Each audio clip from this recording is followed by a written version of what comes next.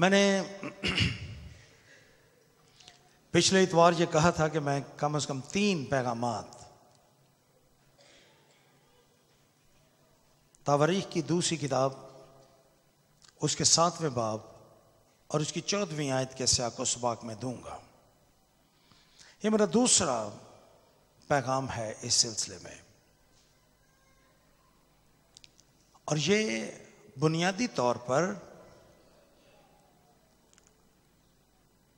7वें बाब की 14वीं आयत का पस मंजर है। आज हमारी टेक्स्ट जो हमारे सामने तिलावत की गई, उसके साथ मैं 6ठे बाब को भी इसके साथ शामिल करना चाहता हूं। चूंकि ये एक लंबा मतन है, इसलिए मैंने महज 7वें बाब की पहली 3 आयत पढ़ने के लिए कहा।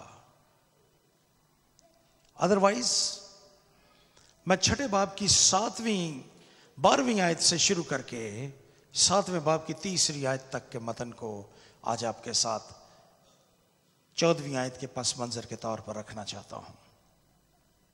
यह बड़ा खास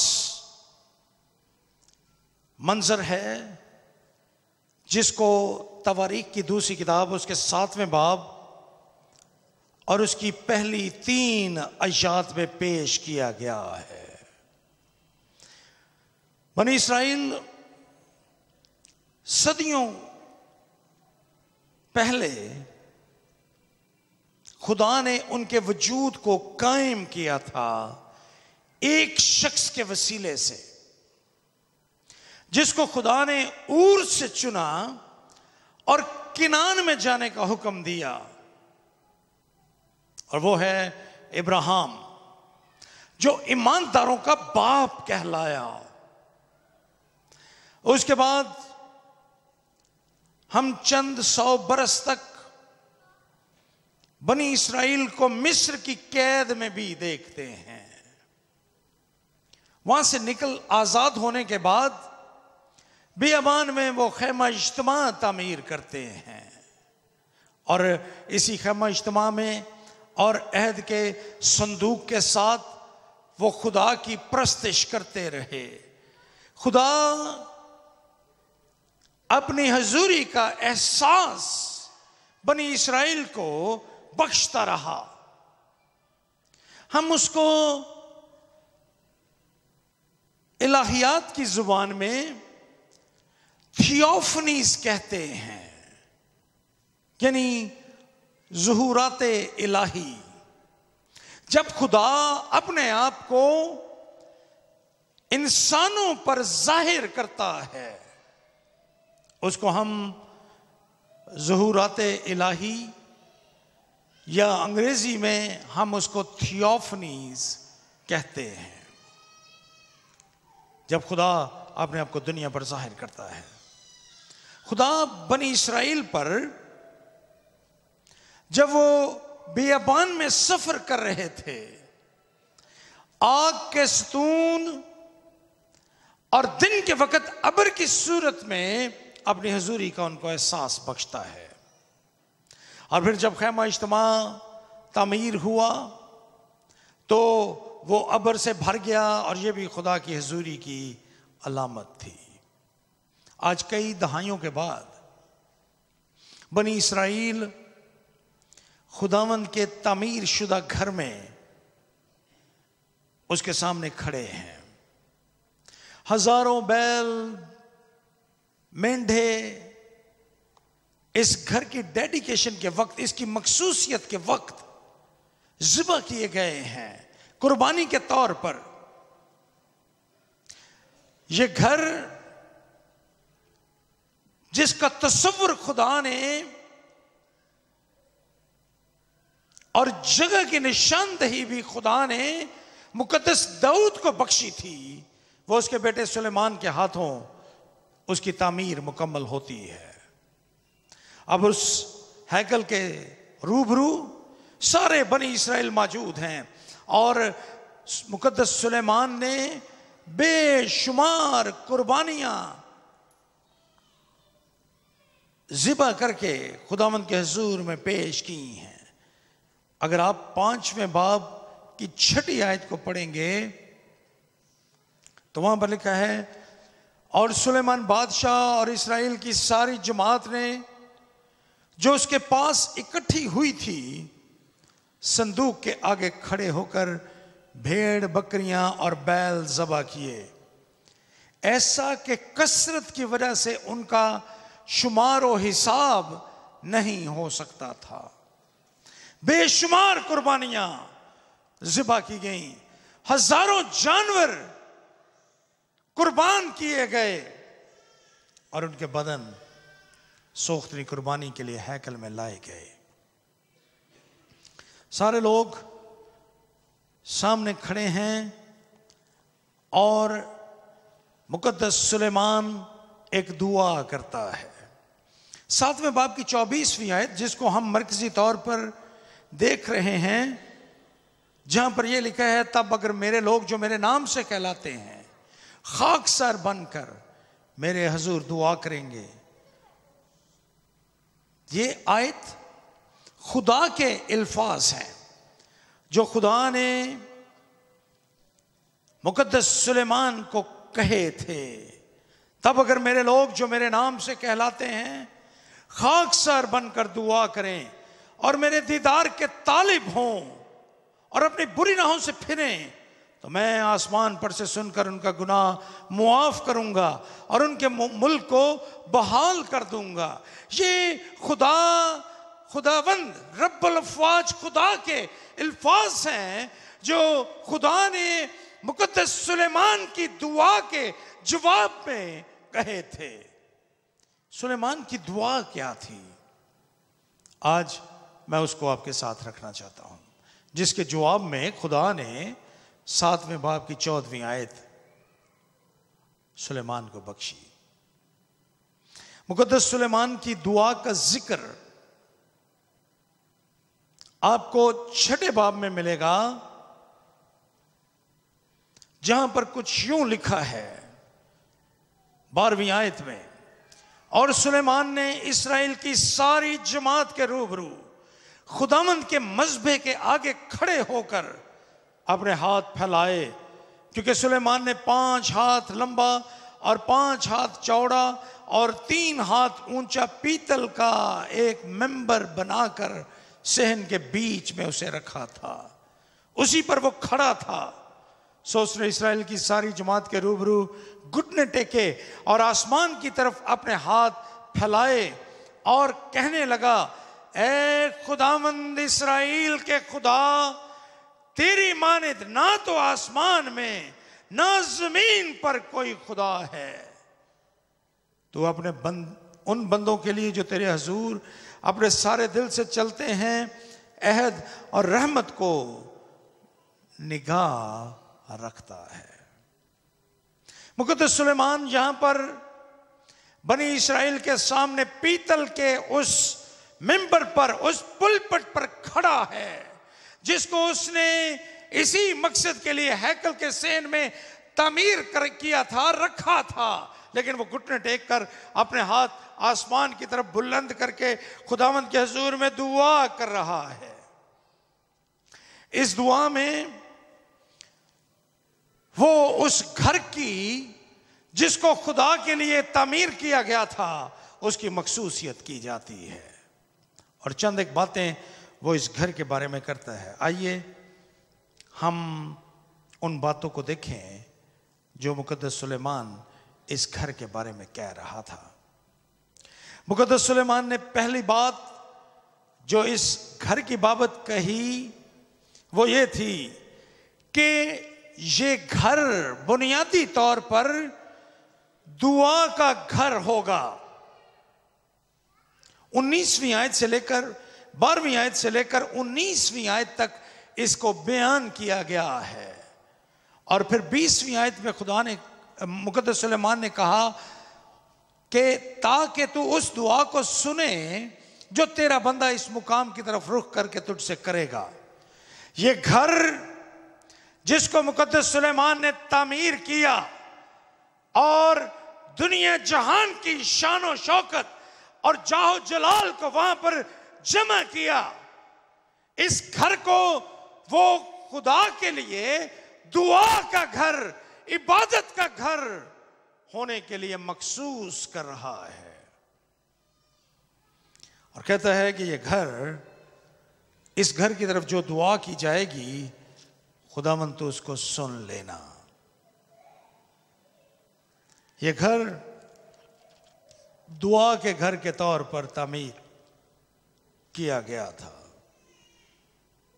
इसलिए आज भी हम गिरजा घरों को, चर्च बिल्डिंग्स को दुआ के घर के तौर पर याद रखते हैं।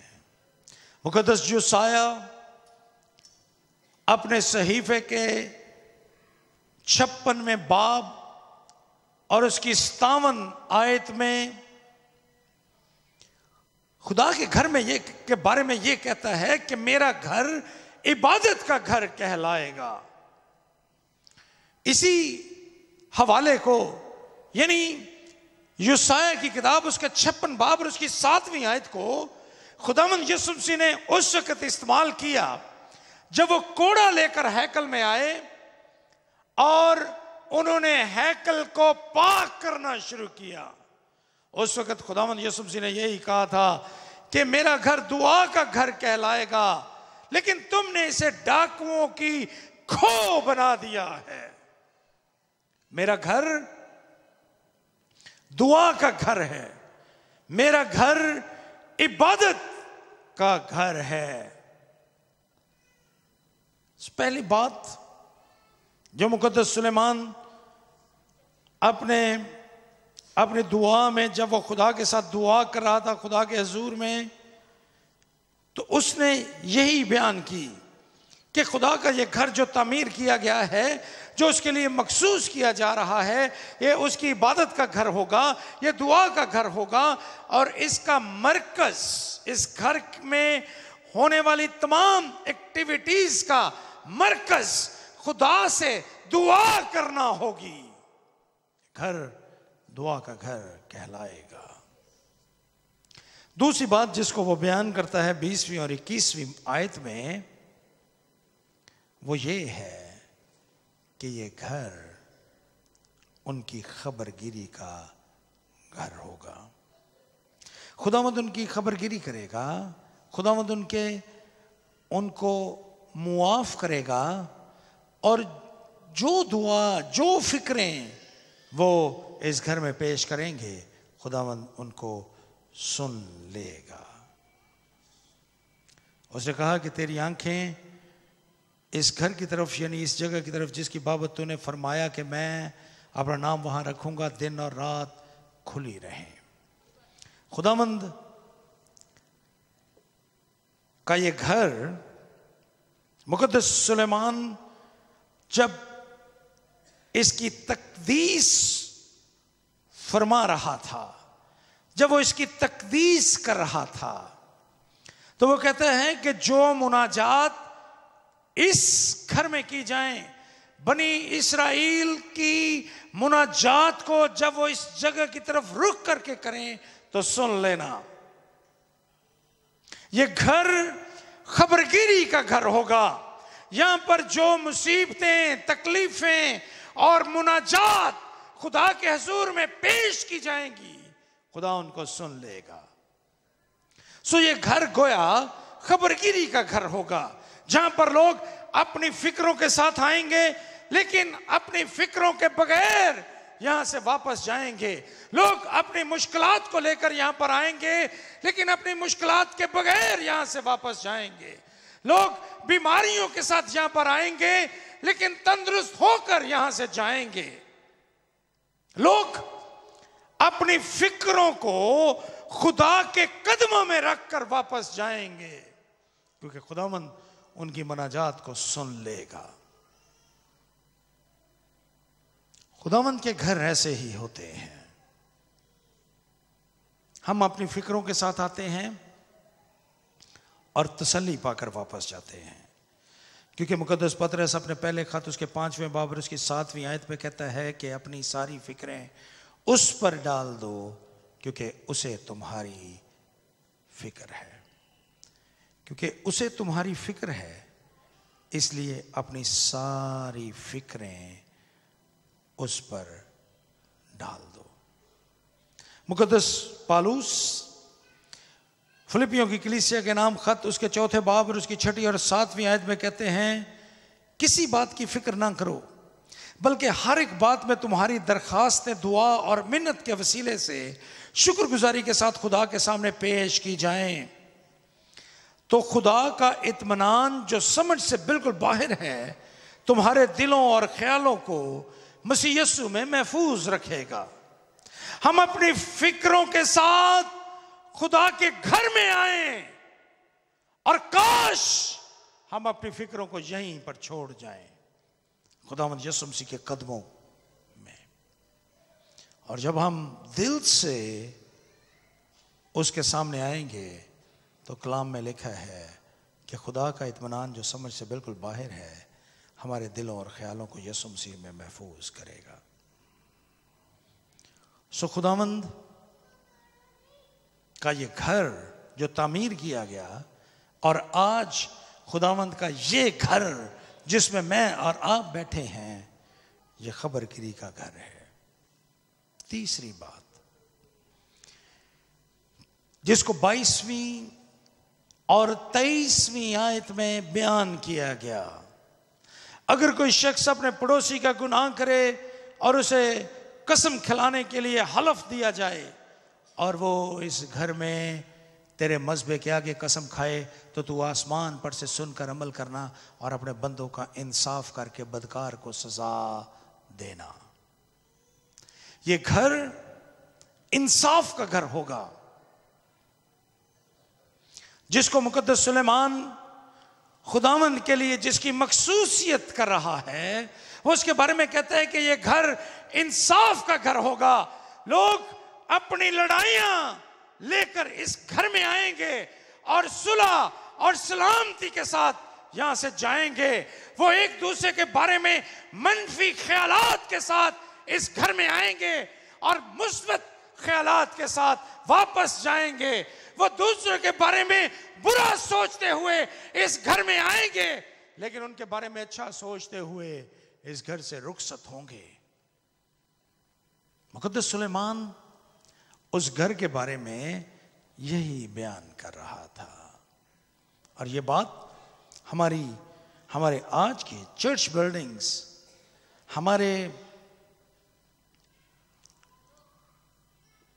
गिरजाघरों के बार पर भी सादिक उतरती है कि हम एक दूसरे को मुआफ करके यहां से वापस अपने घरों को लौटें। हम एक दूसरे के बारे में अच्छा सोचते हुए इस घर से लौटें। जब आप इस घर में इबादत करने के लिए आए और जब आप यहां से वापस जाएं तो आप एक मुख्तलिफ शख्स हो। इस घर से रुखसत होते वक्त आपके दिल में और आपके ज़हन में कोई मनफी ख्यालात ना हो। मुकद्दस पौलुस रसूल इफिसुस की कलीसिया के नाम खत लिखते हुए उसके 4 बाब और उसकी 32वीं आयत में यूं कहते हैं, और एक दूसरे पर मेहरबान और नरम दिल हो, और जिस तरह खुदा ने मसीह में तुम्हारे कसूर मुआफ किए हैं, तुम भी एक दूसरे के कसूर मुआफ करो। हमने एक दूसरे को बड़े संगीन कसूर नहीं किए। हमारा कोई जायदाद का झगड़ा नहीं है। हमने कोई किसी एक दूसरे का खून नहीं बहाया। हमारे इख्तलाफात कोई बड़े संगीन किस्म के नहीं हैं कि हम उनसे एक दूसरे को मुआफ ना कर सकें। बड़े मामूली बातें हैं। बाज़ औक़ात खानदानों में झगड़े होते हैं, लोगों के आपस में अदावत होती है, लेकिन जब हम उसकी तहकीक और तफ्तीश करते हैं तो उनके पीछे बिल्कुल मामूली बातें होती हैं। मैंने अपनी जिंदगी में बहुत दफा तजर्बा किया है। बहुत दफा छोटी छोटी बातों से किसी अदावत का, झगड़े का, लड़ाई का आगाज होता है और फिर उस पर मनफी रद्दे रख रख कर हम उसको एक बुलंद दीवार तामीर कर देते हैं। मुकद्दस सुलेमान कहता है कि ये घर जो खुदा का घर है, इसमें लोग अपने झगड़ों के साथ आएंगे, इख्तलाफात के साथ आएंगे, उनकी सोच एक दूसरे के खिलाफ होगी, वो एक दूसरे के बारे में मनफी सोच लेकर तेरे घर में आएंगे। लेकिन ऐ खुदावंद, जब वो यहां से रुखसत हों तो तू उनको एक दूसरे के लिए मेहरबान और नरम दिल बना देना, ताकि वो एक दूसरे के साथ मुस्बत एक दूसरे के बारे में सोचे। मेरे अजीजों, ये घर दुआ का घर है और इस घर को दुआ का घर रहने दीजिए। ये घर खुदावंद की इबादत का घर है, इसको इबादत का घर रहने दीजिए। ये घर आपकी खबरगिरी का घर है, आपकी रूहानी और जिस्मानी फिक्रों को दूर करने वाला घर है। इसको खबरगिरी वाला घर रहने दीजिए। यह घर आपके इख्तलाफात दूर करने वाला घर है, एक दूसरे को मुआफ करने वाला घर है, एक दूसरे को कबूल करने वाला घर है। इसलिए मोहब्बत की रूह में अगर आप खुदा के सच्चे परस्तार हैं, एक दूसरे को कबूल कीजिए, एक दूसरे को माफ कीजिए, एक दूसरे की गलतियों को नजरअंदाज कीजिए, एक दूसरे के बारे में मनफी ख्यालात को अपने ज़हन से निकाल दीजिए। और जब आप इस घर से रुखसत हो, खुशी के साथ एक दूसरे के साथ मुस्बत ख्यालात पैदा करके यहां से रुखसत हो। चौथी बात कि ये घर खुदावंद के हुजूर में गुनाहों से मुआफी का घर है। खुदावंद के हुजूर में मुआफी का घर है। हम अपने गुनाहों के साथ इस घर में आते हैं, लेकिन गुनाहों से निजात पाकर यहां से जाते हैं। यहां पर लिखा है 25वीं आयत में, तू आसमान पर से सुनकर अपनी कौम इस्राएल के गुनाह को बख्श देना। यह घर खुदावंद के हुजूर में गुनाहों से मुआफी का घर होगा। अब अपने गुनाहों के साथ इस घर में आते हैं और अपने गुनाहों से मुआफी पाकर पाकीज़गी की हालत में इस घर से रुखसत होते हैं। यह है कॉन्सेप्ट, यह है तस्वर खुदा के घर का, जो खुदा की हैकल की तामीर के वक्त मुकद्दस सुलेमान पेश कर रहा था। यह घर खुदावंद के हुजूर में गुनाहों से इकरार करने का घर भी होगा। इसको भी मुकद्दस सुलेमान यहां पर बयान करता है, कहता है कि ये घर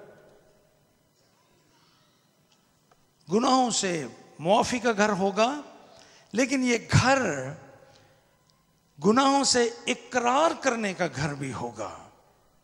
जब हम खुदावंद के घर में आते हैं मुकद्दस सुलेमान के मुताबिक, तो ये घर हमें मौका फराहम करता है कि हम खुदा के हुजूर में अपने गुनाहों का इकरार करें, क्योंकि जब तक हम अपने गुनाहों का इकरार नहीं करते, हम गुनाहों से मुआफी नहीं पाते। ज़बूर 66 और उसकी 18वीं आयत में लिखा है, अगर मैं बदी को अपने दिल में रखता तो खुदा मेरी ना सुनता। अगर मैं बदी को दिल में रखता तो खुदा मेरी दुआ को ना सुनता।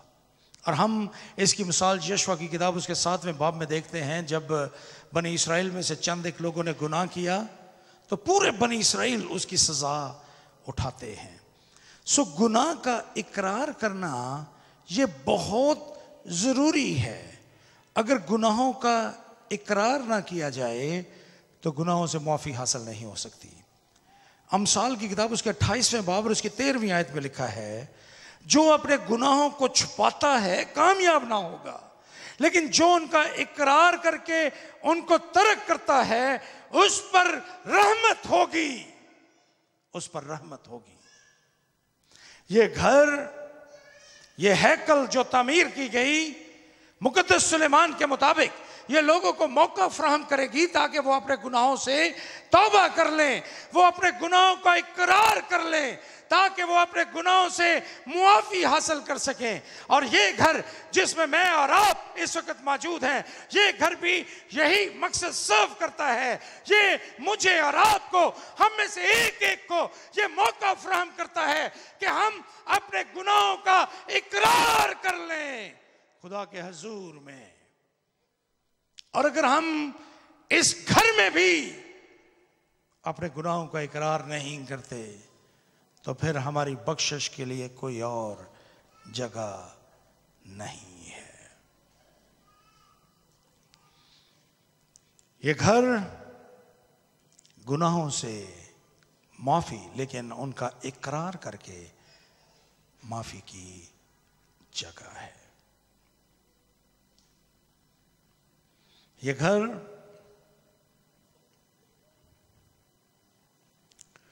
खुदावंद का खौफ मानने वाला घर है। जब हम खुदा के हजूर में खाकसर बनकर उसके दीदार के तालिब होकर उसके सामने आते हैं तो फिर इससे बेहतर और कोई जगह नहीं है जहां पर हम आकर खुदावंद की तमजीद कर सकें। ये घर, इस घर के बारे में वो चंद और बातें भी कहता है, और वो कहता है कि ये घर जो है ये सिर्फ बनी इसराइल के लिए नहीं होगा, ये सिर्फ बनी इसराइल के लिए ये घर नहीं होगा, बल्कि वो यहां पर बयान करता है 32वीं और 33वीं आयत में, वो परदेसी भी जो तेरी कौम इसराइल में से नहीं है, जब वो तेरे बुजुर्ग नाम और कवी हाथ और तेरे बुलंद बाजू के सबब से दूर मुल्क से आए हों और आकर इस घर की तरफ रुख करके दुआ करें, तो तू आसमान पर से जो तेरी सुकूनत गाह है सुन लेना। ये घर, हैकल जिसको तामीर किया गया, ये सिर्फ बनी इसराइल को सर्व नहीं करेगी, बल्कि ये घर परदेसियों, अजनबियों के लिए भी बरकत का घर होगा। जब वो दुआ करेंगे तो उनकी भी सुन लेना। खुदावंद यीशु मसीह ने बातचीत करते हुए अपने एक दफा अपने सुनने वालों से यह कहा कि तंदुरुस्त को तबीब की जरूरत नहीं होती बल्कि बीमार को। ये घर जिसमें मैं और आप बैठे हैं, ये सिर्फ ईमानदारों की मिल्कियत नहीं है।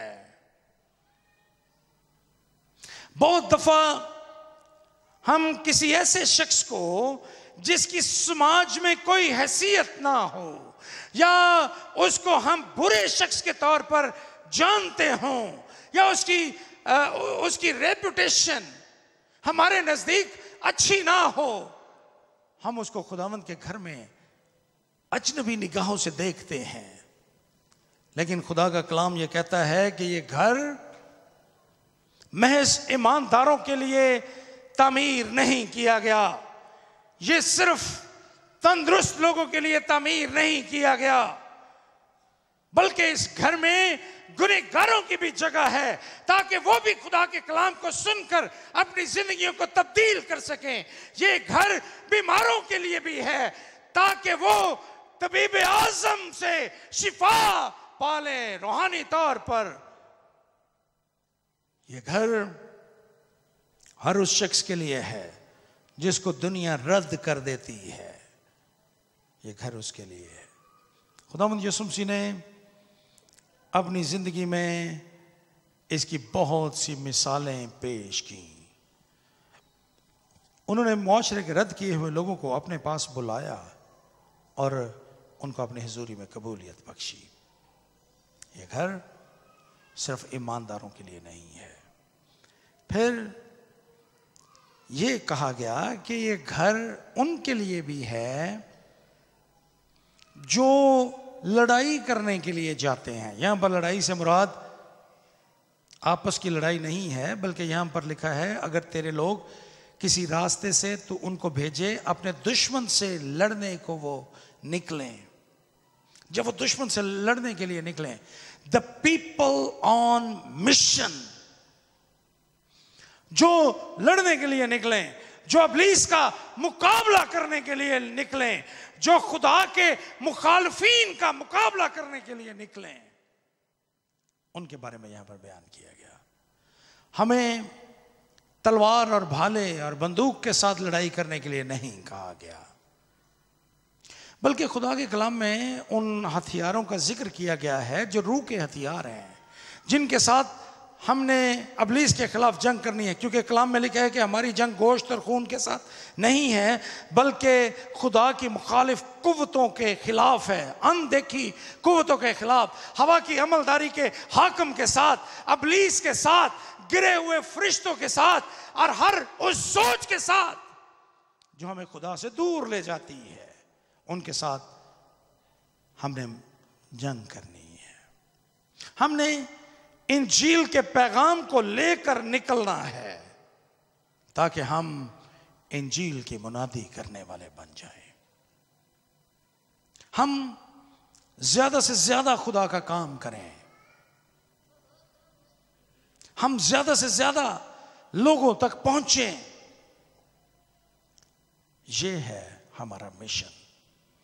और खुदावंद ने कहा, मुकद्दस सुलेमान ने दुआ की कि जब ये लोग मिशन पर होंगे तो अगर वो तेरे घर की तरफ रुख करके दुआ करें तो उनकी दुआ को सुन लेना। जब हम खुदा की तरफ रजू करेंगे तो वो हमारी दुआ को लाजिम सुनेगा। जब ये दुआ की मुकद्दस सुलेमान ने तो फिर क्या हुआ? हम यहां पर एक मौजज़ाना कुव्वत का बयान पढ़ते हैं। जब इस दुआ को मुकद्दस सुलेमान ने खत्म किया और उसने छठे बाब की 42वीं आयत में कहा, ऐ खुदावंद खुदा, तू अपने ममसू की दुआ ना मंजूर ना कर, तो अपने बंदे दाऊद पर की रहमतें याद फरमा। और 7वें बाब की पहली आयत में लिखा है, और जब सुलेमान दुआ कर चुका तो आसमान पर से आग उतरी, एक मौजज़ा हुआ, आग उतरी और सोख्तनी कुर्बानी और ज़िबों को भस्म कर दिया।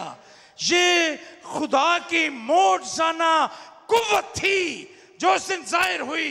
हम कोई करमल पर जब एलिया दुआ कर रहा था बाल के पुजारियों के सामने, उस वक्त भी यही कुव्वत, यही ताकत खुद आसमान पर से आग की सूरत में नाज़िल हुई थी और उसने कुर्बानियों को भस्म कर दिया था। आज एक मर्तबा फिर जब सुलेमान ने दुआ खत्म की तो आसमान पर से आग उतरी और सोख्तनी कुर्बानियों और ज़िबों को भस्म कर दिया। इसका मतलब यह था कि खुदा ने यह कहा, मैंने अपनी ताकत और कुव्वत के बलबूते पर तेरी कुर्बानियों को मंजूर कर लिया है। खुदा ने कुर्बानियों को मंजूर कर लिया, अपनी कुव्वत और ताकत के साथ मंजूर कर लिया। ये खुदा की मौजज़ाना ताकत और कुव्वत थी जो वहां पर मौजूद थी, और ये कोई गायब नहीं थी, बल्कि लोगों ने इसको देखा। आगे लिखा है कि उसका घर जो था, वो जो घर था मस्कन, खुदावंद के जलाल से मामूर हो गया। दिस पावर वॉज मैनिफेस्टेड, लोग उसको देख रहे थे। ये वहां पर जाहिर हुई ये ताकत और कुव्वत, और ये कुव्वत और ताकत, इसका कोई मुकाबला नहीं था। दिस वॉज मैचलेस, कोई मुकाबला नहीं था। कोई और शख्स ऐसा नहीं कर सकता था कि एक ही वक्त में आग भी नाज़िल हो और अब्बर भी उस मस्कन को खुदा के जलाल से मामूर कर दे। खुदा की हजूरी उस दिन उस वक़्त उस घर में थी। God was present there. It was theophany. ये खुदा का ज़हूर था जो उस वक़्त वहाँ पर मौजूद था, और सारी लोग जो वहाँ पर मौजूद थे उन्होंने इसको वहाँ पर देखा।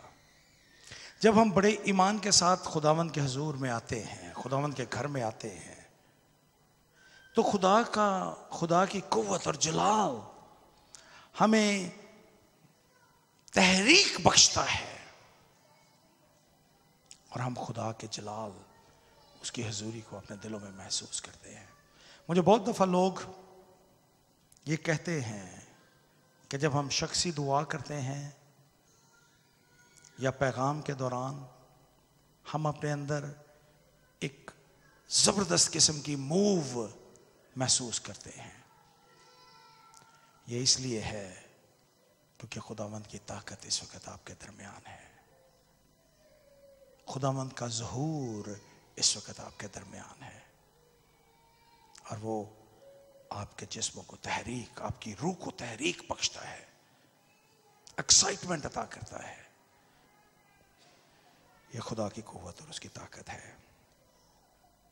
और जब ऐसा हुआ तो फिर लिखा है काहिन खुदावंद के घर में दाखिल ना हो सके, इसलिए कि खुदावंद का घर खुदावंद के जलाल से मामूर था। ये बड़ा बारोब किस्म का ज़हूर था कि वो लोग खुदावंद के घर में दाखिल ना हो सके। लेकिन उसके बाद लिखा है कि और जब आग नाजल हुई और खुदावंद का जलाल उस घर पर छा गया तो सब बनी इस्राएल देख रहे थे, सो उन्होंने वहीं फर्श पर मुंह के बल जमीन तक झुककर सिजदा किया और खुदावंद का शुक्र अदा किया कि वो भला है, क्योंकि उसकी रहमत अबदी है। जब उन्होंने खुदा के जलाल को देखा, जब उन्होंने खुदा की कुव्वत का तजुर्बा किया, तो सारे बनी इस्राएल जमीन पर झुक गए और उन्होंने सिजदा किया। ये खुदा की सच्ची परस्तिश का इजहार था। वो खुदा की तारीफ करने लगे, खुदावंद का शुक्र हो, वो भला है और उसकी रहमत अबदी है। खुदावंद की तारीफ करने लगे अपने लफ्जों से। ये एक्साइटमेंट, ये मूव जो उनके अंदर पैदा हुई, तहरीक, इसका इजहार उन्होंने खुदावंद को सिजदा करके किया और फिर उन्होंने अपनी जुबान से खुदावंद की तारीफ की। ये दो लोगों के इजहार हैं। बहुत दफा हम अपने आप को रोकते हैं अपने जज्बात का इजहार करने से, बाज रखते हैं, लेकिन जब खुदावंद आपको आपके अंदर से तहरीक बख्शे अपने कलाम के बारे में, अपनी हजूरी के बारे में, तो उसका जबरदस्त इजहार कीजिए। उन्होंने सजदा किया और खुदावंद की तारीफ की। यह खुदावंद की सच्ची परस्तिश थी, यह खुदावंद की हकीकी परस्तिश का इजहार था। और आप जानते हैं कि खुदावंद आज भी अपने लिए ऐसे ही परस्तार ढूंढता है। खुदावंद जब सामरी औरत के साथ बातचीत कर रहे थे याकूब के कुएं पर, चौथे बाब यूहन्ना का इंजीली बयान चौथा बाब और उसकी 23वीं आयत में उन्होंने कहा, मगर वो वक्त आता है, बल्कि अब ही है, कि सच्चे परस्तार बाप की परस्तिश रूह और सच्चाई से करेंगे, क्योंकि बाप अपने लिए ऐसे ही परस्तार ढूंढता है। खुदा रूह है और ज़रूर है कि उसके परस्तार रूह और सच्चाई से परस्तिश करें। और मैंने आपको बताया है कि परस्तिश का मानी है चूम लेना, चूमना। खुदा रूह है और हम भी रूह हैं। सो खुदा करे कि हम परस्तिश के उस मुकाम पर पहुंचें जब हमारे रूह उस मूव, उस तहरीक में खुदावंद की तरफ बुलंद हों और खुदा को जो रूह है उसको चूम लें। वो सच्ची और हकीकी परस्तिश है जिसके लिए खुदा अपने परस्तार ढूंढता है। आइए हम अपने सरों को झुकाएं और हम ऐसे ही परस्तार बनने के लिए आज अपने आप को खुदावंद के सामने पेश करते हैं। खुदावंद से कहें क्या खुदावंद मैं तेरा सच्चा परस्तार हूं। हालात जैसे मर्जी क्यों ना हो, मैं तेरे साथ चलूंगा, मैं तेरी प्रस्तिश करूंगा, मैं तेरा फरमाबरदार रहूंगा। खुदावंद से ये कहिए।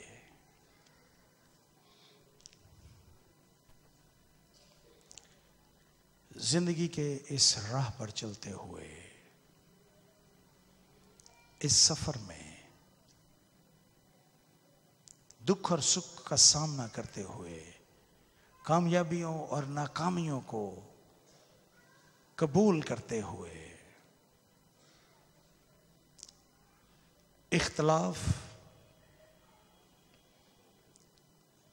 और मुवाफकत को अपने सामने रखते हुए, दोस्त और दुश्मन को सामने रखते हुए, मुश्किलात और परेशानियों में से गुजरते हुए, तारीक दिनों और अंधेरे की वादी या मौत की वादी में से गुजरते हुए, हम किसी बला से नहीं डरेंगे क्योंकि तू मेरे साथ है।